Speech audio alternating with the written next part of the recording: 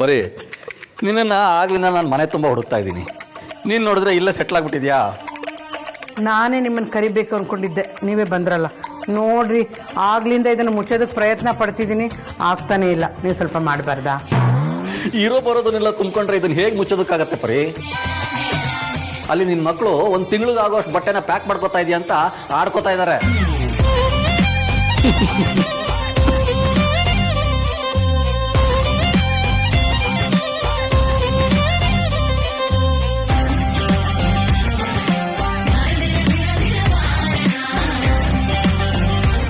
ಬರೀ ನಿನ್ನ ಮಕ್ಕಳು ಹೇಳ್ದಾಗೆ ಇರೋ ಬರೋದನ್ನೆಲ್ಲ ಲೋಡ್ ಮಾಡಿದ್ರೆ ಇದು ಹೇಗೆ ಹಿಡಿಸುತ್ತೆ? ಯಾರು ಆ ಥರ ಹೇಳಿದ್ದು? ಅಮ್ಮನಾ? ಇನ್ಯಾರು ಹೇಳ್ತಾರೆ ಪರಿ? ಅವಳು ತಾನೇ, ಹೇಳಲಿ ಬಿಡಿ. ಪಾಪ ರೀ, ಅದು ಇನ್ನೆಷ್ಟು ದಿನ ಅಂತ ಈ ಮನೇಲಿರುತ್ತೆ. ಮದುವೆ ಮಾಡ್ಕೊಂಡು ಗಂಡನ ಮನೆಗೆ ಹೊಟ್ಟೋಗುತ್ತೆ. ಆಮೇಲೆ ಈ ಥರ ಎಲ್ಲ ಯಾರು ತಮಾಷೆ ಮಾಡ್ತಾರೆ? ಯಾವತ್ತಿದ್ರೂ ಒಂದಿನ ಹೋಗ್ಲೇಬೇಕಲ್ವಾ? ಈಗ ಆ ವಿಷಯ ಬಿಡು. ನೀನು ಇಷ್ಟೊಂದೆಲ್ಲ ಬಟ್ಟೆ ಪ್ಯಾಕ್ ಮಾಡ್ಕೋತೀನಿ ಅಂತ ನನಗೆ ಮೊದಲೇ ತಿಳಿಸಿದ್ದಿದ್ರೆ ನಾನು ಒಂದು ಹೊಸ ಸೂಟ್ ಕೇಸನ್ನೇ ತಂದ್ಕೊಡ್ತಿದ್ನಪ್ಪ.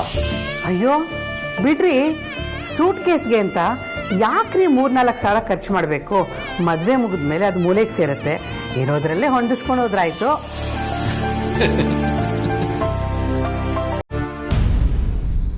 ಬರೀ ನೀನು ನನ್ನ ಕೈ ಹಿಡಿದು ನನ್ನ ಬದುಕಲ್ಲಿ ಬರದೇ ಹೋಗಿದ್ದಿದ್ರೆ ನನ್ನ ಬದುಕು ಒಡೆದು ಹೋಗಿರೋ ಹಡಗಾಗಿರ್ತಿತ್ತು ಅನ್ನಿಸ್ತಾ ಇದೆ. ಯಾಕ್ರಿ ಹಾಗೆ ಹೇಳ್ತಿದ್ದೀರಾ? ಇನ್ನೇನು ಪರಿ, ಒಂದಿನಾನು ನೀನು ನನ್ನ ಸಂಸಾರಕ್ಕೆ ಅದು ಬೇಕು ಇದು ಬೇಕು ಅಂತ ಕೇಳ್ದವಳಲ್ಲ. ಇರೋದ್ರಲ್ಲೇ ಎಲ್ಲದನ್ನು ನಿಭಾಯಿಸ್ಕೊಂಡು ಹೋಗ್ತೀಯ. ನಿನ್ನಂಥವರು ಸಂಸಾರನ ತೊಡಗಿಸ್ಕೊಂಡು ಹೋಗ್ತಾ ಇದ್ರೆ ಅಂಥ ಸಂಸಾರಗಳಲ್ಲಿ ಸಮಸ್ಯೆ ಅನ್ನೋದೇ ಬರೋದಿಲ್ಲ. ಇದ್ರೂ ಅದು ಸಮಸ್ಯೆ ಆಗಿ ಕಾಣಿಸೋದು ಇಲ್ಲ.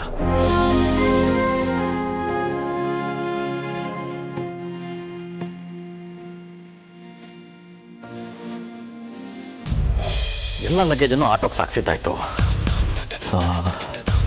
ಅಮ್ಮೋ, ಅದಿತಿ, ಅಂಜು,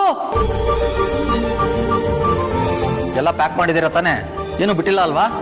ಇಲ್ಲಪ್ಪ, ಏನೂ ಬಿಟ್ಟಿಲ್ಲ, ಎಲ್ಲಾನು ಪ್ಯಾಕ್ ಮಾಡಿದ್ವಿ. ಹಾಗಾದ್ರೆ ಹೊರಡ್ಬೋದಲ್ವಾ?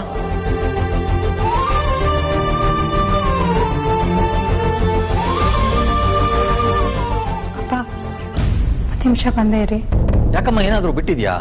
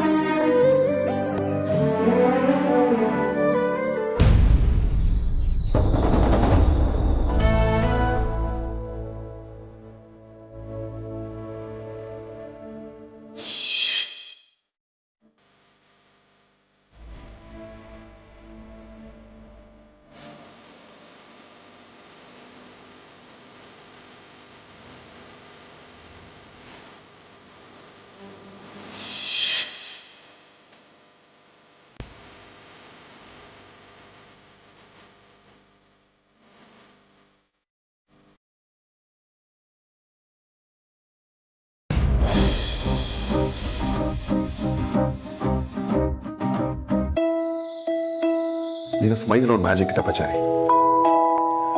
ನೀನು ನಗ್ತಾ ಇದ್ರೆ ನೀನು ನೋಡ್ತಾನೆ ಇರಬೇಕು ಅನ್ಸುತ್ತೆ. ನೀನು ಕಣ್ಮುಚ್ಕೊಂಡು ನಗ್ತಿಯಲ್ಲ, ಈ ಆಗ್ತಾನೆ ಹೊಟ್ಟಿರೋ ಮಗು ನಿದ್ದೆ ನಗತ್ ನೋಡು, ಹಾಗೆ ಕಾಣ್ತೀಯ. ಹುಡುಗಿರಂದೆ ಸಿಡ ಸಿಡ ಅಂತಿದೆ. ನಿನ್ನ ಹತ್ರ ಸರ ಸರ ಅಂತ ನೋಡ್ಬಂದು ನೋಡು, ನನ್ನ ಮಾತಾಡೋ ಲ್ಯಾಂಗ್ವೇಜ್ ಸ್ಟೈಲ್ ಎಲ್ಲ ಚೇಂಜ್ ಆಗೋಗಿದೆ, ಸಂಪೂರ್ಣ ಬದಲಾಗೋದೆ.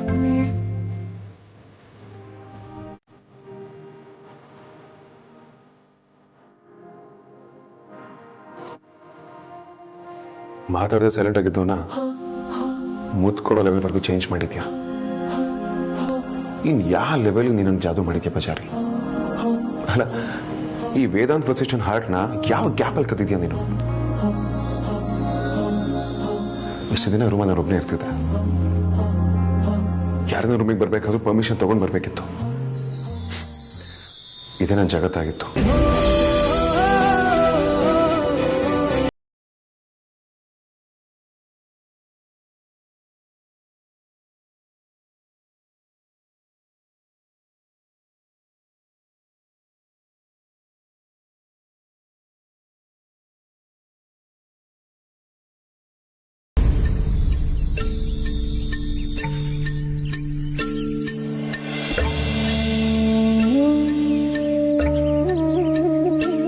ಅಮ್ಮ, ಯಾಕಮ್ಮ ಇಲ್ಲಿ ನಿಂತ್ಕೊಂಡಿದ್ಯಾ?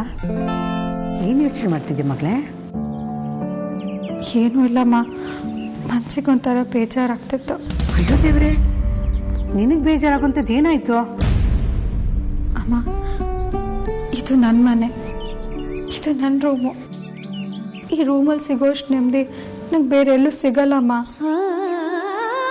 ನನ್ನ ಸುಖ ದುಃಖ ಎಲ್ಲನೂ ಈ ರೂಮು, ಈ ಪೆಟ್ಟು, ಈ ತಿಮ್ ಜೊತೆ ಹಂಚ್ಕೊಂಡಿದ್ದೀನಿ. ನಂಗೆ ಬೇಜಾರಾದಾಗೆಲ್ಲ ಆ ಕಿಟಕಿ ಹತ್ರ ನಿಂತ್ಕೊಂಡು ಆಕಾಶ ನೋಡ್ತಿದ್ರೆ ಹಾಯ್ ಅನ್ಸೋದು. ಆದರೆ ಇವತ್ತು ಈ ಮನೆ, ಈ ರೂಮು ನಿಮ್ಮನ್ನೆಲ್ಲ ಬಿಟ್ಟು ಹೋಗ್ತಿದ್ದೀನಮ್ಮ. ಇಷ್ಟಕ್ಕೋಸ್ಕರ ಬೇಜಾರು ಮಾಡ್ಕೊಂಡಿದ್ಯಾ ಮಗಳೇ? ಹೆಣ್ಮಕ್ಳಿಗೆ ಯಾವುದು ಶಾಶ್ವತ ಅಲ್ಲ. ಈಗ ನನ್ನನ್ನೇ ನೋಡು, ತವ್ರ ಮನೆ ಬಿಟ್ಟು ನಾನು ಇಲ್ಲಿಗೆ ಬಂದಿಲ್ವಾ? ಗಂಡನ ಮನೆನೇ ಶಾಶ್ವತ, ತವ್ರ ಮನೆ ಅಲ್ಲ. ನಾನು ನನ್ನ ಗಂಡನ ಮನೆಗೆ ಬಂದು ಇಲ್ಲಿ ನನ್ನದೇ ಆದ ಸಂಸಾರ, ನನ್ನ ಮನೆ, ನನ್ನ ಮಕ್ಕಳು ಅಂತೆಲ್ಲ ಆಗಿಲ್ವಾ? ನಾಳೆ ನಿನಗೂ ಅಷ್ಟೇನೆ, ನಿನ್ನ ಗಂಡನ ಮನೆಗೆ ಹೋದ್ಮೇಲೆ ನಿನ್ನ ಮನೆ, ನಿನ್ನ ಸಂಸಾರ, ನಿನ್ನ ಮಕ್ಕಳು ಅಂತ ಆಗುತ್ತೆ. ಇಷ್ಟಕ್ಕೋಸ್ಕರ ಬೇಜಾರು ಮಾಡ್ಕೋತಾರ? ಸ್ವಲ್ಪ ದಿನ ಅಷ್ಟೇ, ಎಲ್ಲ ಸರಿ ಹೋಗುತ್ತೆ. ನನಗೆ ಈ ಮನೇನ ಬಿಟ್ಟು ಹೋಗೋದಕ್ಕೆ ತುಂಬ ಕಷ್ಟ ಆಗ್ತಿದೆ ಅಮ್ಮ.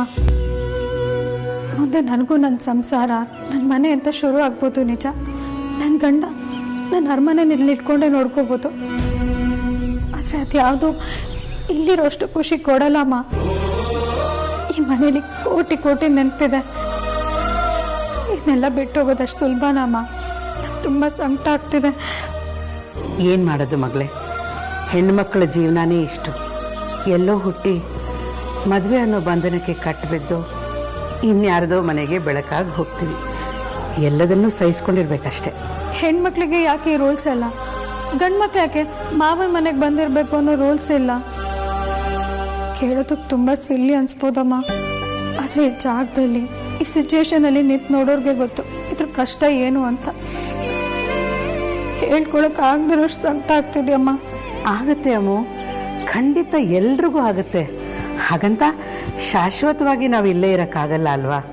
ಈಗ ನನ್ನನ್ನೇ ನೋಡು, ನಮ್ಮ ಅಪ್ಪ ಅಮ್ಮನಿಗೆ ನಾವು 5 ಜನ ಹೆಣ್ಮಕ್ಳು, ಅದರಲ್ಲಿ ನಾನು ಕೊನೆಯವಳು. ನಮ್ಮ ತವ್ರ ಮನೆಗೆ ನಾವೆಲ್ಲ ಹಬ್ಬಕ್ಕೆ ಅಂತ ಹೋದಾಗ ಒಬ್ಬೊಬ್ಬ ಅದೇನು ಸಂಭ್ರಮ ಗೊತ್ತಾ? ಆ ಗಲಾಟೆ ಎಲ್ಲ ನೋಡ್ತಾ ಇದ್ರೆ ಮನೇಲಿ ಜಾತ್ರೆ ಅನ್ನೋ ಥರ ಇರೋದು. ಮದುವೆ ಮಾಡ್ಕೊಂಡು ಗಂಡನ ಮನೆಗೆ ಬಂದಮೇಲೆ 1 ವರ್ಷ ಆದರೂ ನನಗೆ ಬೇಜಾರೇ ಕಡಿಮೆ ಆಗಲಿಲ್ಲ. ಒಬ್ಬಳೇ ಕೂತ್ಕೊಂಡು ಅಳ್ತಾ ಇದ್ದೆ. ಆಗೆಲ್ಲ ನಿಮ್ಮ ಅಪ್ಪನೇ ನನಗೆ ಸಮಾಧಾನ ಮಾಡೋರು. ನನಗೂ ಆ ಮನೆಗೆ ಹೋದ್ಮೇಲೆ ಈ ನೆನಪು ಕಾಣುತ್ತಮ್ಮ. ಇದ್ದೇ ಇರುತ್ತೆ ಕಣೆ, ಅದನ್ನೇ ನಾನು ನಿನಗೆ ಹೇಳಿದ್ದು. ಆದರೆ ನಿಮಗೆಲ್ಲ ನಂತರ 1 ವರ್ಷ ಬೇಕಾಗಿಲ್ಲ. ನಿಮ್ಗೆ ಹೇಗೋ ಕಾಲ ಕಳೆದೋಗುತ್ತೆ. ಕೈಯಲ್ಲಿ ಮೊಬೈಲ್ ಇರುತ್ತೆ, ಯಾವಾಗ ಬೇಕಾದರೂ ಫೋನ್ ಮಾಡಿ ಮಾತಾಡ್ಬೋದು. ಆಮೇಲೆ ಅದೇನೋ ಅದೇ ಕಡೆ ಚಿತ್ರ ಬರುತ್ತಲ್ಲ, ವಿಡಿಯೋ ಕಾಲು ಅದನ್ನು ಮಾಡಿ ನಮ್ಮ ಹತ್ರ ಮಾತಾಡ್ಬೋದು. ನಿಮ್ಮ ಮನೆ ಈ ಊರಲ್ಲೇ ಇದೆ, ನಿಮ್ಗೆ ಯಾವಾಗ ಬೇಕಾದರೂ ಬರ್ಬೋದು ಹೋಗ್ಬೋದು. ನಮ್ಮ ಥರ ಏನು ಬೇರೆ ಊರಾ? ಆ ಮನೇಲಿ ನಿಮ್ಮ ಅಕ್ಕ ಇದ್ದಾಳೆ, ಈ ಮನೇಲಿ ನೀವಿಬ್ಬರು ಜೊತೆಗಿದ್ರಿ, ಅಲ್ಲೂ ಜೊತೆಗೆ ಇರ್ತೀರ.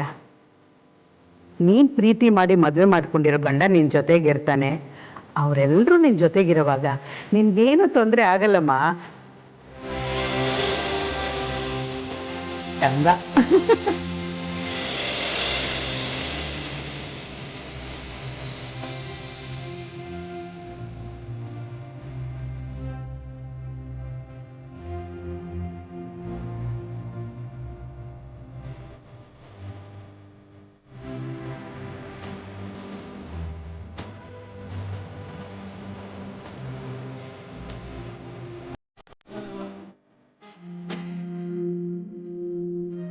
ಏನು ಎಲ್ಲರೂ ಸೇರ್ಕೊಂಡು ಮದುಮಗಳಿಗೆ ಬೀಳ್ಕೊಡುಗೆ ಸಮಾರಂಭ ಏರ್ಪಡಿಸಿದ್ದೀರಾ?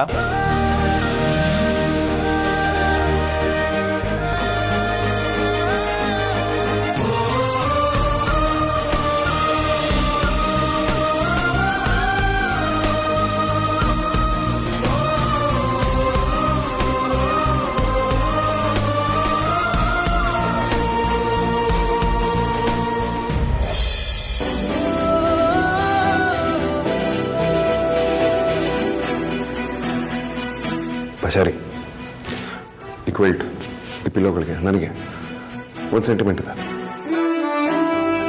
ಈ ರೂಮ್ಗೆ ನನಗೆ ಒಂದು ಅಟ್ಯಾಚ್ಮೆಂಟ್ ಇದೆ. ಹೆಸರು ಇಲ್ದಿರೋ ಸಂಬಂಧ ಇದೆ. ಆದರೆ ಇನ್ನು ಮುಂದೆ ಇದು ಯಾವುದು ಕಂಟಿನ್ಯೂ ಆಗಲ್ಲ. ಯಾಕೆ ಹೇಳು? ನೀನು ಬರ್ತಿದ್ಯಾ ಅಂತ. ಇನ್ನು ಮುಂದೆ ಈ ರೂಮ್ಗೆ ನಿನಗೆ ಹೊಸ ಸಂಬಂಧ ಶುರುವಾಗುತ್ತೆ. ಬಜಾರಿ ಇನ್ನು ಮುಂದೆ ನಿನ್ನ ಫೀಲಿಂಗ್ಸ್ ಏನೇ ಇದ್ರು ನೀನು ಈ ರೂಮ್ ಜೊತೆ ಶೇರ್ ಮಾಡ್ಕೋಬೋದು.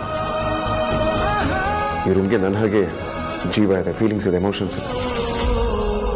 ಬಜಾರಿನ ಪ್ರತಿ ಸಲ ಮೀಟ್ ಮಾಡಿ ನಮ್ಮ ಮನೆಗಳಿಗೆ ನಾವು ವಾಪಸ್ ಹೋಗ್ಬಿಡ್ತಿದ್ವಿ. ಆದರೆ ಈ ಸಲ ಹಾಗಾಗಲ್ಲ. ಈ ಸಲ ನಾನು ನಿನ್ನ ಮೀಟ್ ಮಾಡಾದ್ಮೇಲೆ ನನ್ನ ಜೊತೆ ಮನೆ ಕರ್ಕೊಂಡ್ಬರ್ತೇನೆ.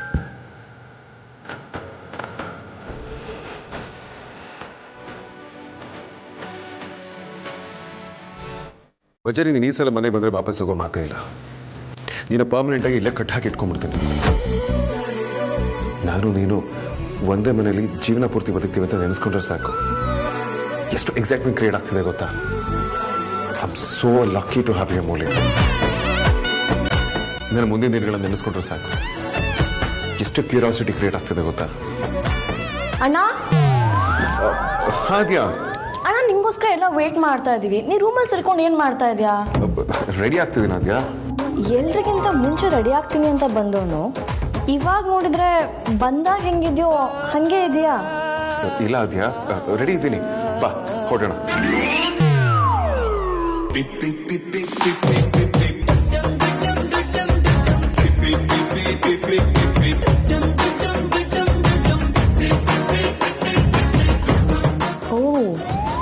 ವಿಷಯ ಅಣ್ಣ, ನಂಗೆ ಇವಾಗ ಗೊತ್ತಾಯ್ತು ನೀನ್ ಯಾಕೆ ಇನ್ನೂ ರೆಡಿ ಆಗಿಲ್ಲ ಅಂತ. ಏನ್ ಗೊತ್ತಾಯ್ತು ನಿನಗೆ? ಇಷ್ಟು ತನಕ ನೀನು ಅಮ್ಮ ಹತ್ರ ಮಾತಾಡ್ತಿದ್ದೆ ತಾನೆ? ಬಬ್ಬಾ, ಎಷ್ಟು ಹಚ್ಕೊಂಡ್ಬಿಟ್ಟಿದ್ಯಾ ಅಣ್ಣ ನೀ ಅಮ್ಮನ. ಲವ್ ಮಾಡಿದ್ರೆ ನಿನ್ನಷ್ಟು ಲವ್ ಮಾಡೋರು ಸಿಗ್ಬೇಕು. ಅಮ್ಮ ಇಸ್ ರಿಯಲಿ ವೆರಿ ಲಕ್ಕಿ. ಹಾಗೆಲ್ಲ ಏನೂ ಇಲ್ಲ ಆದ್ಯಾ. ಅಣ್ಣ, ನನ್ನ ಹತ್ರ ಸುಳ್ಳು ಹೇಳ್ಬೇಡ. ಇಷ್ಟೋ ತನಕ ಅಮ್ಮ ಫೋಟೋ ನೋಡ್ಕೊಂಡು ಅವ್ರ ಹತ್ರ ಮಾತಾಡ್ತಿದ್ದೆ ಅಂತ ನಂಗೆ ಚೆನ್ನಾಗಿ ಗೊತ್ತು. ಮಾತಾಡಿ ಸಾಕು, ಅವಳ ಚಿತ್ರದಲ್ಲಿ ಸಿಗ್ತಾಳೆ. ಬಾ ಅಲ್ಲ ಆರಾಮ್ಸೆ ಮಾತಾಡು. Come come.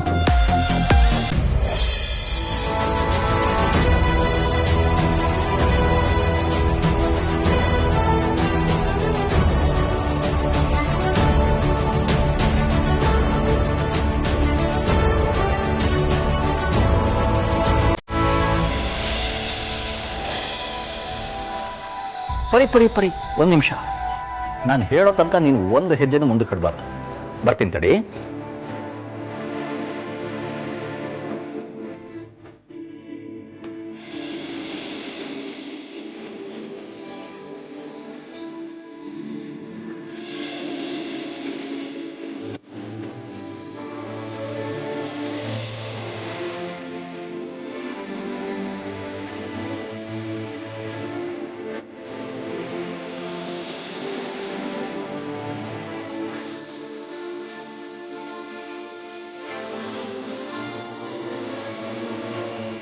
ರೀ, ಇವಳು ಅಮೂಲ್ಯವಾದ ರತ್ನ. ಇವಳು ಹುಟ್ಟಿರೋ ಗಳಿಗೆನೇ ಅಂಥದ್ದು. ಇವಳಿಂದ ಈ ಮನೆಗೆ ತುಂಬ ಒಳ್ಳೇದಾಗತ್ತೆ. ಅದಕ್ಕೆ ಇವಳ ಹೆಸರನ್ನ ಅಮೂಲ್ಯ ಅಂತ ಇಟ್ಟರೆ ಹೇಗೆ? ಅಮೂಲ್ಯ ಅಮೂಲ್ಯ ಚೆನ್ನಾಗಿದೆ. ಅಮೂಲ್ಯ ಅಮೂಲ್ಯ ಅಮೂಲ್ಯ. ಈಗ ನಡಿ.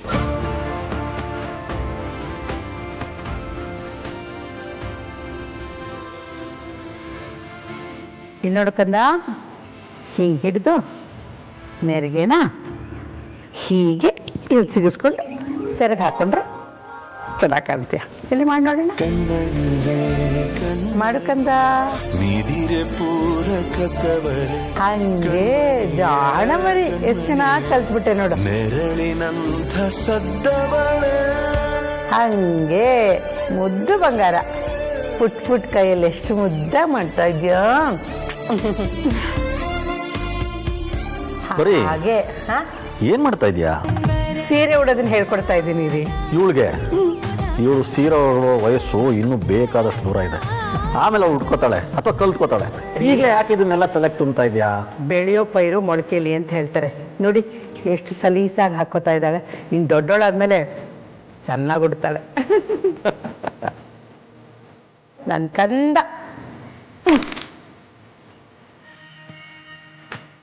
ಅಪ್ಪಂಗೆ ತೋರಿಸು.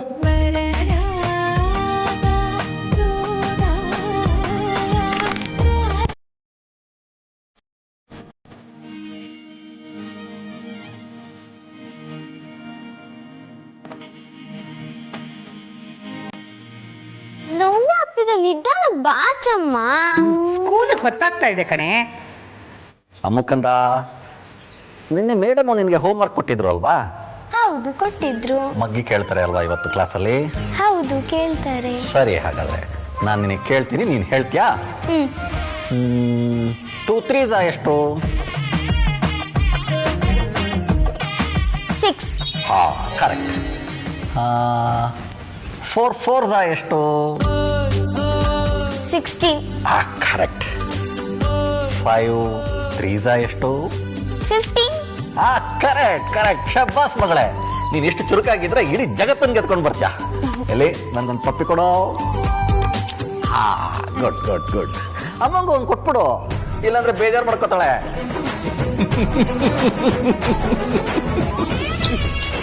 ಇಲ್ಲಿ ನೋಡು, ನಿನ್ನ ಬ್ಯಾಗಲ್ಲಿ ನಿನ್ಗೆ ಇಷ್ಟವಾಗಿರೋ ತಿಂಡಿಗಳನ್ನೆಲ್ಲ ಇಟ್ಟಿದ್ದೀನಿ.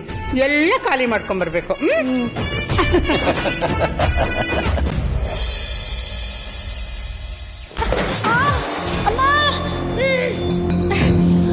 ಏನಾಯ್ತು ಅಮ್ಮ? ಏನಾಯ್ತೆ?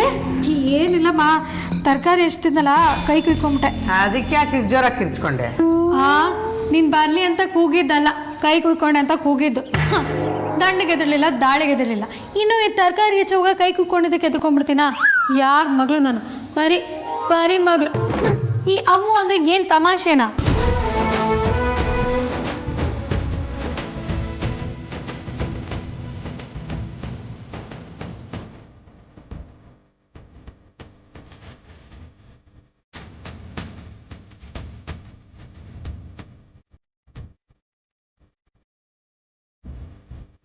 ಪರಿ, ಅಪ್ಪ, ಮಾ, ಅಪ್ಪ, ಬಂದೆ ಬಂದೆ ಬಂದೆ ಕಣೆ. ಬೇಗ ಬಾ ಅಮ್ಮ. ಏನ ಪುಟ್ಟ ಅದು? ಮಾ, ಅಪ್ಪ, ನಾನು ಇವತ್ತು ಮೊದಲನೇ ದಿನ ಕೆಲ್ಸಕ್ಕೆ ಹೋಗ್ತಿದ್ದೀನಿ, ಆಶೀರ್ವಾದ ಮಾಡಿ. ಆಯ್ತಾಯ್ತಾಯ್ತು. 100 ಕಾಲ ಸುಖವಾಗಿ ಬಾಳು. ಏನ್ ಗೊತ್ತಾ, ಇಷ್ಟಿದೆ ನೀನು. ನಾನು ಸೆರಗಿ ಹಿಡ್ಕೊಂಡು ಓಡಾಡ್ತಾ ಇದ್ದೆ. ಆಮೇಲೆ ಸ್ಕೂಲ್ಗೆ ಹೋದೆ, ಸ್ಕೂಲ್ಗಿಂದ ಕಾಲೇಜ್ಗೆ, ಕಾಲೇಜಿಂದ ಇವತ್ತು ಕೆಲ್ಸಕ್ಕೆ ಹೋಗ್ತಾ ಇದ್ದಾಳೆ. ಎಲ್ಲಿ ಹೋದ್ರು ಕೀರ್ತಿವಂತಳಾಗಿಡಮ್ಮ. ಆ ದೇವರು ನಿನಗೆ ಆಯುಷ್ಯ ಆರೋಗ್ಯ ಕೊಟ್ಟು ಸುಖವಾಗಿಡ್ಲಿ. ಸರಿ, ಬಾಯ್ ಬಾ. ಬಾಯ್ ಬಾ. ಬಾಯ್. ಜೋಪಾನ ಕಣೆ.